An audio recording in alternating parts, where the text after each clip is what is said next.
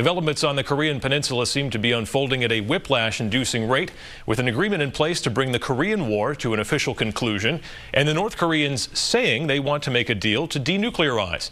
But some hard work lies ahead for the Koreans and Americans to make sure all of this unfolds in a way that brings about both peace and freedom. The old phrase from President Reagan comes to mind: trust but verify. Today we have someone who's no stranger to a nuclear summit, which is something only a few people on the planet can actually say. Former White House Chief of Staff and New Hampshire Governor John H. Sununu. Thanks for being here, Governor. It's good to be here, Adam. Thank you. So perhaps the key question to start with is, do we believe that Kim Jong-un and the North Koreans are sincere in this effort?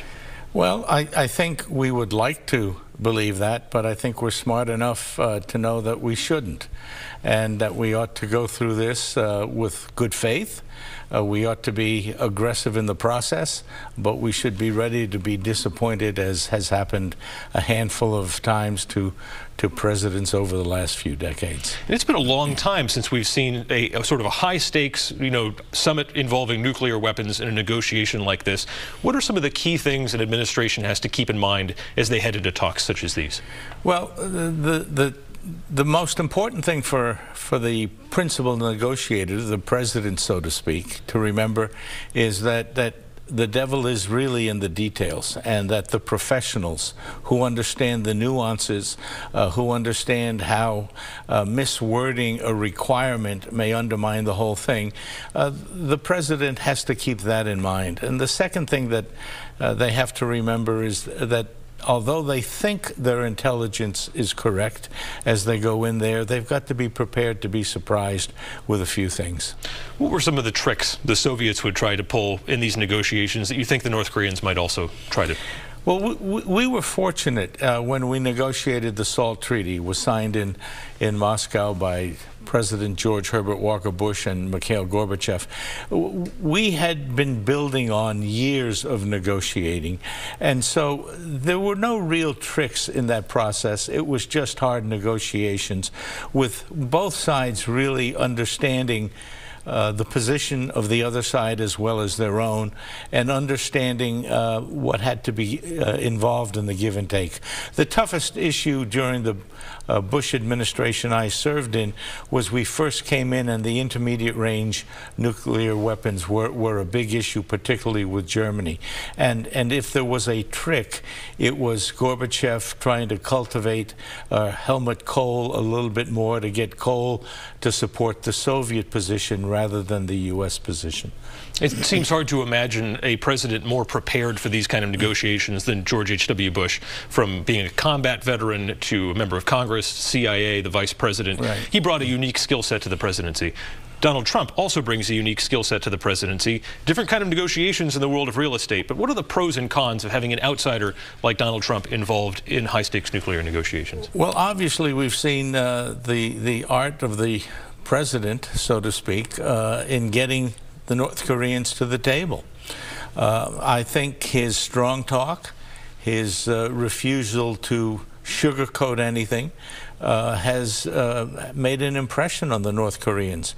Certainly the scene of North Korea and South Korea, the two leaders walking back and forth across the demarcation border last week, was unbelievably unexpected, and as a result, people are beginning to think that the Trump style might be pushing North Korea, encouraging North Korea to come to the table and have serious talks. It's going to be a bit of a tightrope, though, right? You say you have to have the professionals there to be sort of dotting the I's and crossing the T's. But then, of course, President Trump is wanting to get involved as well, I'm sure, because he's had success into this point. How would you sort of work those two in to get a successful outcome?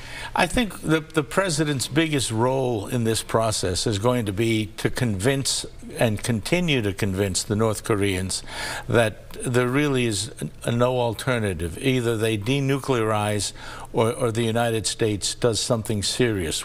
And it's up to Trump to keep something serious ambiguous enough to put the pressure on the North Koreans. What is something the North Koreans are going to ask for that we absolutely cannot give up? They may ask to keep some part of their nuclear program, and I think the president and the U.S. has consistently made it clear that denuclearization has to be done across the board. What the North Koreans will probably be looking for, and they might get, is a promise from the U.S. that if they fulfill denuclearization, the U.S. will promise not to attack North Korea. You were dealing with the Soviets, a brutal but rational regime. There are some question marks with Kim Jong-un. Obviously, we're not dealing with a madman here, per se, because they keep winning, essentially, in these negotiations, so they get what they want and they kind of go away and then cause problems again. But do you worry at all that we're dealing with a supreme leader here who is shown to be impetuous and impulsive in the past? The biggest concern I would have is that he has been isolated in North Korea and really has no understanding of the U.S., particularly the military might of the U.S., the real military might of the U.S. He might misplay that kind of a card. And secondly, he may not understand the value of a North Korea united with a South Korea. South Korea can provide tremendous economic benefits. I hope the South Koreans are continuing to encourage him with economic benefits, agriculture benefits. The North Koreans don't really have their own food supply, etc. Should we push it all on the liberalization of their society, or is that something that can wait till a later date? We need to focus on the nuclear. No, that has to wait, in my opinion, has to wait till a later date. That's for the South Koreans to work hard on. The U.S. is in there in the negotiating process. Our goal should be the denuclearization, and if we get that, we should accept that. So a realistic rather than an idealistic approach. Some in the national security community have been saying, hey, pump the brakes. If the North Korean war is officially over, there's really less of a reason to have 20 to 30,000 U.S. troops on the Korean Peninsula. And some are saying that there's a Chinese goal here to sort of move American forces off of the peninsula. Because we know South Korea, that's a controversial deployment that's there. Not everybody agrees to our presence in that country. Do we need to make sure we maintain at least some level of force on the peninsula? I'm not sure what the answer to that is. I don't really understand our deployment efficiency nowadays, and that certainly would be a consideration. If there is a problem, how quickly could we get back there? And secondly, how much the South Koreans are willing to accept the burden of a expanded military presence to compensate for anything we took out. Those are two questions that are part of this process, and I don't know what the answer is. It seems that President Trump really likes to be able to bury the hatchet with someone he's fought bitterly with. You're a famous example of this. You guys went back and forth in the campaign, and then when he was here on his visit the other day, he said, you know what, nobody was harder on me, and now we're great friends. Does he need to be wary of this impulse that he has, seemingly, when he's dealing with someone like Kim Jong-un? They could try to flatter him. They could really try to work on that impulse and perhaps get an advantage. Well, that's certainly one of the impulses the president has to be careful with. He's got a lot of impulses that in this kind of a negotiation, he really has to be very, very careful with.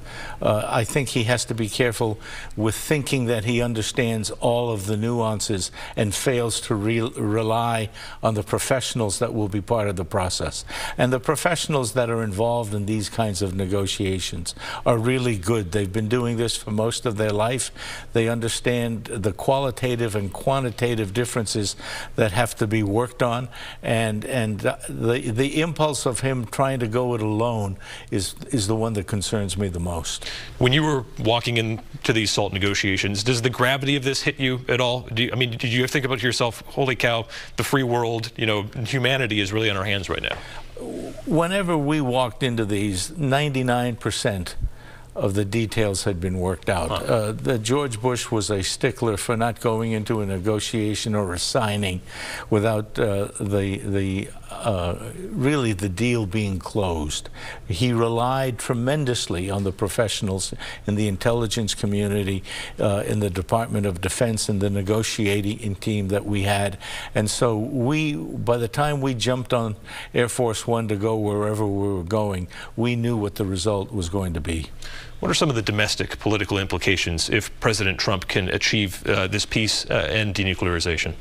The most important thing, I think, is it gives him political capital to spend on getting the domestic legislation he wants. I think it will strengthen his hand on dealing with some of the tough immigration issues. It will strengthen his hand on being more aggressive on the issues that he wants passed as legislation. He is perceived by the Democrats as a weak president right now, even though he got the big tax bill through. And I think if he succeeds with North Korea, they're going to be extremely worried about his political capital and his capacity to hold the House and Senate. It's going to be fascinating to watch on many different levels. Governor Sununu, we thank you for your insight on this matter. Adam. Always appreciate your time. Good to be here.